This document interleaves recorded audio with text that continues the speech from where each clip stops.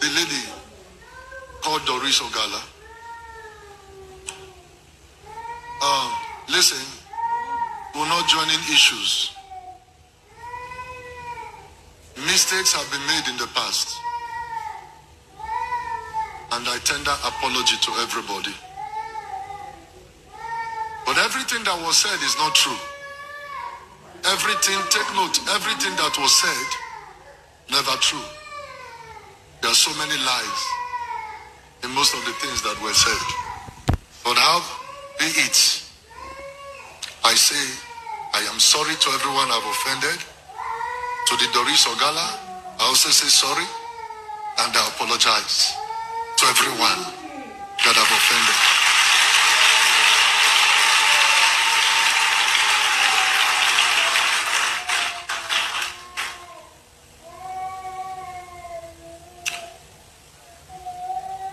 And once again, I repeat this.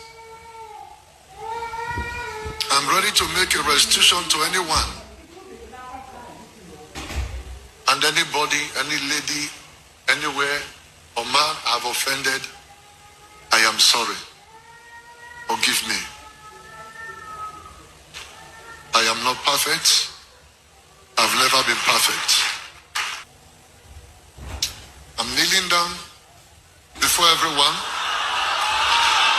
and before the church.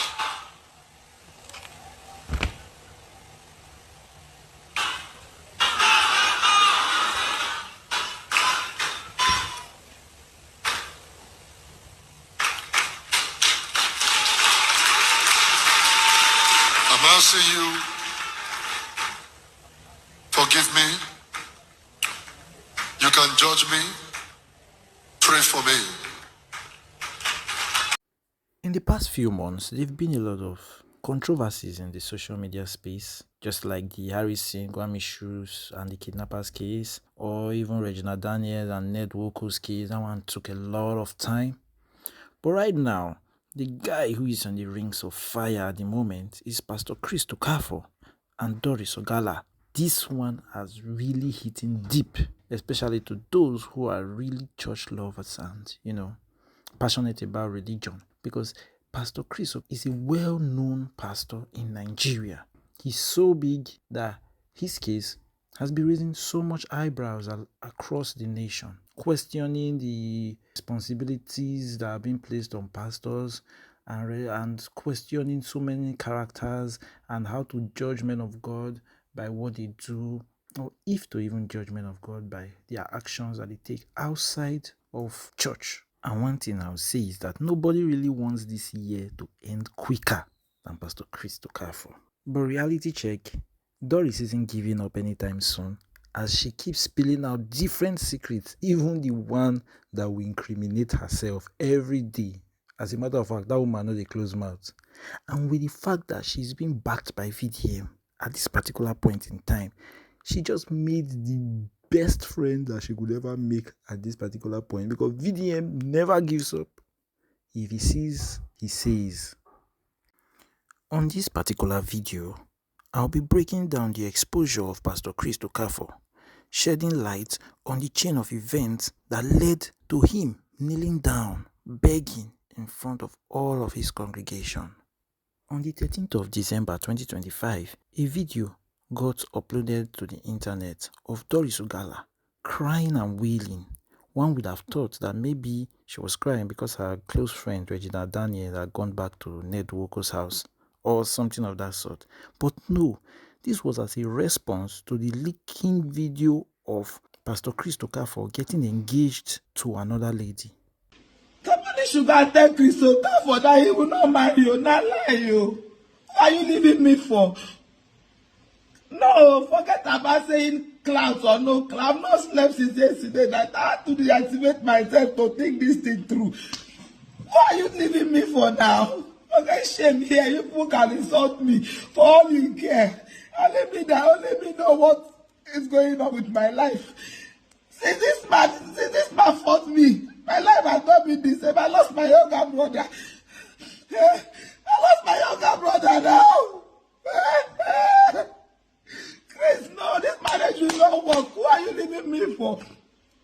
After After sharing my naked video, turning your own miscarriage, the miscarriage I had for you, turning it to abortion. What do you think you want to leave me for, Chris? No, Chris Okafor, it will not work. Oh. No, you will kill me first before you make this marriage work. After destroying my life, what do you want to leave me for? You, Chris, no, it's not possible, Chris. Chris, it's not possible. I've not recovered since. Yesterday, I almost committed suicide now. People don't know what I'm going to do. I behave normal to you people. Can you even see that I'm not okay? This man has just left my life and he wants to marry. It's not possible. Oh. No, nobody should. I lost my only brother. I can't prove juju. I can't prove witchcraft. He knows what he did. Because we are right. In the video, she accused him of promising her marriage ever since they started dating in 2017. She brought out a lot of disgusting secrets about them both in the video, about how she removed kids for him and stuff like that, and how she left her husband just to come meet the pastor and started dating the pastor. That was crazy, if you ask me. And ever since that day, she kept popping up in the internet, posting out more evidence, more incriminating evidence on the pastor. And it wasn't going to end anytime soon, because most people just tuned on their internet just to hear something new about the pastor. Some would trash talk the pastor, some were supporting her, some were against her. But at the larger scale of event, it was really tarnishing the image of Pastor Chris Okafor. While all this was going on, people started coming out from the woodworks to expose the pastor more and more. Some said he faked his testimonies that were being said in his church. Last year. Then I prophesied. Yeah, you gave him 30 days. Manama yana lagada. Without visa, without passport, you can't go back. Huh? Daddy, without passport, without visa, you just go to the airport, then you find himself there on the bus. Your God is powerful. The exposure of how a 2-year-old kid died in his church, allegedly. Chris is a scammer. People should know. He works with, I'm telling you, I'm not lying. It's verifiable. He's the person in charge of that case. It's Omaka.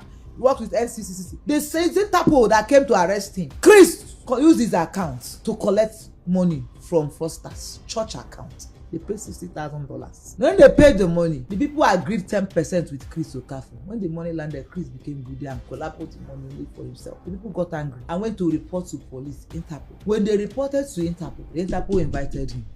Panic is understatement.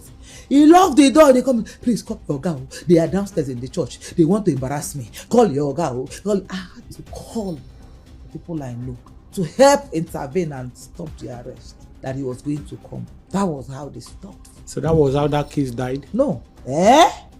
So what you're saying is that Chris is what Yahoo boy they call these people? No, he got another name where Yahoo boy Azaman. Who is he leaving me for after all the atrocities that we have committed, me and him? I'm not saying it in the place of love. That is the misunderstanding. Everybody is saying, oh, move on. It's not about love for me. It's about pain. I was the confusion that Jeremiah said he sent to their midst. Because one time Jeremiah came out and said, I have sent confusion in their midst. I was the confusion. So I was listening to everybody. So you've been the Holy Spirit and now you're also confusion. Yes. He gave me 10 million. Remaining 35 million. They said I should take 15 million and leave 20 million. I said, we had that argument. They said, okay, they paid 15 million to me through the brother. So this is how they used to be sharing our tithe money. DSS, they should go to that church and open that altar. Open his altar. I won't say further than that. When they were building that place collapsed. Somebody died. But apart from somebody dead, there's a blogger that found something on the ground. This man was begging, called me, said, what do I give to this blogger to close his mouth? The DSS should go and open that altar. If let them see if they will see something. I know what I'm saying.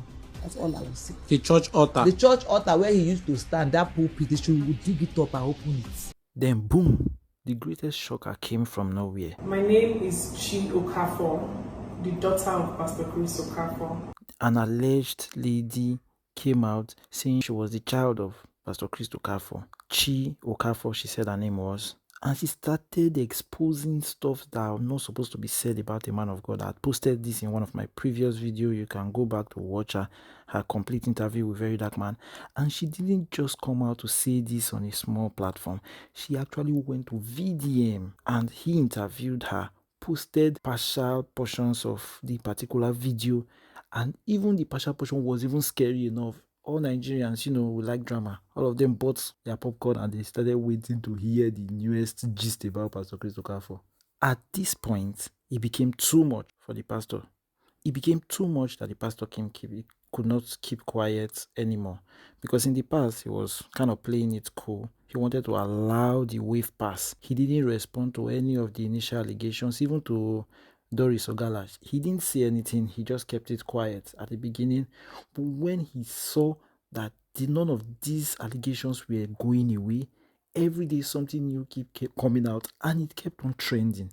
Then his lawyers came out threatening to sue Very Dark Man and the so-called daughter, Chi Okafor, for defamation of character, cyberbullying, a whole lot of offenses or charges there. At this point, I knew that water don't pass Gary. It was going to get dirty. And at a point, for damage control purposes, in one of his sermons on his Sunday service, Pastor Chris Okafor kind of blackmailed his congregation emotional blackmailed his congregation. When you see a people or a person attacking a church, attacking a man of God, that person is not just a human being. That person is a demon, a devil sent on assignment. If you strike the shepherd, the sheep will scatter. So it is not just about the man of God, about the shepherd. It is about the people also that the shepherd carries. Strike the shepherd, the sheep will scatter. Every time you see attack on a man of God, genuinely who is innocent and they are persecuting, it's not just attack on him, is an attack on you, because it says the priest will cause the blessing to rest upon you. Number one, it is your blessing that is being attacked. Number two, it said the prophet is in their midst to help them. Number two, it is your help that they are attacking. Yes. And thirdly, he said, believe the Lord your God and you shall be established. He said, but believe in his prophet, you shall prosper. Yes, thirdly, it is your prosperity that is under attack. Hey.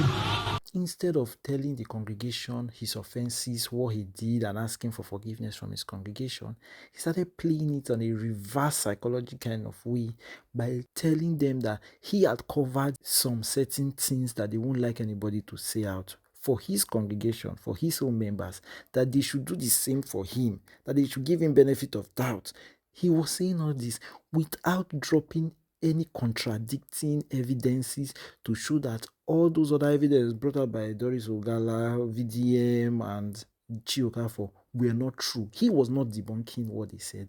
He was just playing it back to them that if I had covered maybe an atrocity for you in the past, you should be able to cover atrocities for me now that I'm in this particular doom. And that was really, really wild. After this sermon got published to the internet, it rose a lot of eyebrows against him as well. So many people talked against him. The internet was on fire, feeling like he was not being straightforward with everybody. And at this point, I feel like this broke the camel's back, because nothing that he did in the past was secret anymore. Everything just kept pouring out, up to the extent that he even had to arrest Doris Ogala and still released her after Very Dark Man threatened to expose more evidence, the complete evidence, in 24 hours if he didn't. And at this point, he had to release Doris Ogala. Chris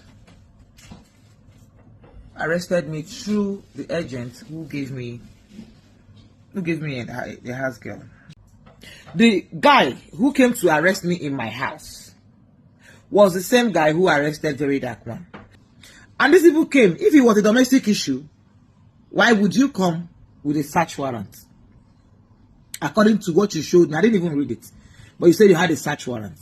And you ransacked my house, like they told you I had something in my house. Unfortunately, they did not see anything, but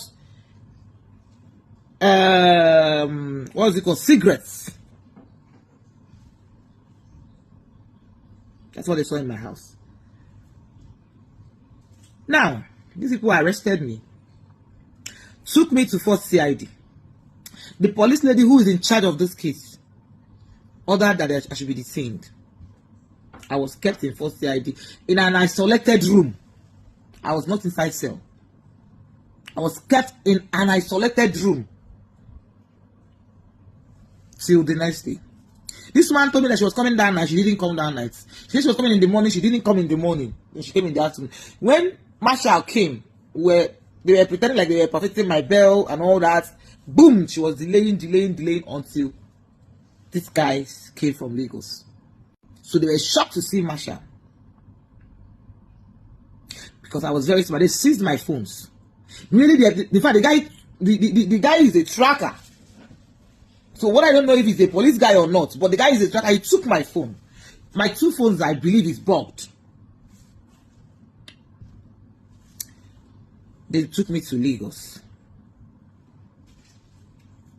When we were going to Lagos, I didn't have my phone. Remember, I slept in first CID. I didn't have my phone. They took me to Lagos. They were begging me to cover my face. They don't want people to see me. I said, what's going on? I didn't know at that time that people had started advocating for me and for my release. Or people were looking for my whereabouts. So they were so scared. They were hiding. On getting to Lagos. We got to Lagos very late. I was not also detained. I was kept in an isolated office where nobody would know that I was in that place. So I kept on insisting, give me my phone, let me reach out to my people, let them know where I am, let me call my lawyer, give me my phone. They refused to give me my phone. I was sick. I feel like at this point, this was what broke the camel's back that brought him to kneeling before his congregation to beg. He had to come clean to an extent. And with him now even kneeling and apologizing to his congregation and pleading for forgiveness, it really didn't change anything, if you ask me. Because at this point, everyone still feels like it is just another level of damage control and not him taking responsibility for anything. To the extent that his estranged wife, Bessem Okafor, that nobody had initially seen or really heard anything about, had to break her own silence, coming online to confirm some of the old allegations against him and even add an extra on top. Like, water don't pass Gary. Mr. Okafor, the manipulator, the pedophile, the rapist, even his own family members, he sleeps with them. The house help that I brought Salome before I left my children, you were sleeping with her. What, are you lying that I committed adultery in your house? I left you because of your immorality, sleeping around, impregnating women in their husband's house. Some of your diggings in their marriages, their children are yours. If I left this man, I left him because I could not match and operate in his own ways. I left him. He did not leave me. I, Bessem, left you. Remember I said at the beginning of this video that Pastor Chris Okafor really wants this year to end. To be truthful and sincere, I don't feel like next year is like an escape for him as well. Because next year, if things are going at the same speed at which it is going now, wouldn't be an escape for him at all. I don't know what's going to happen to his church. Because looking at the damaging stories that are already been exposed, and yet every new video that comes out, he still tends to have a full congregation. I would guess that he has really loyal fans at this point, because nothing is actually changing. But everyone is now questioning certain decisions that men of God make, and this is now putting a negative spotlight on so many men of God that they have to now act appropriately for those that don't. Because I feel like as a man of God, you have to be judged differently because of the position that you hold. You're actually trying to teach the public how to behave right, and if you can't act right, you cannot be pitied. It is not in your line of work to be pitied for acting poorly. No. As more stories come out on this particular case, I will continue to drop it for you. Please like, follow, subscribe. It is very, very important. Thanks for watching. I'm not here to judge ex-wife, but this is my dilemma. Also pray for her.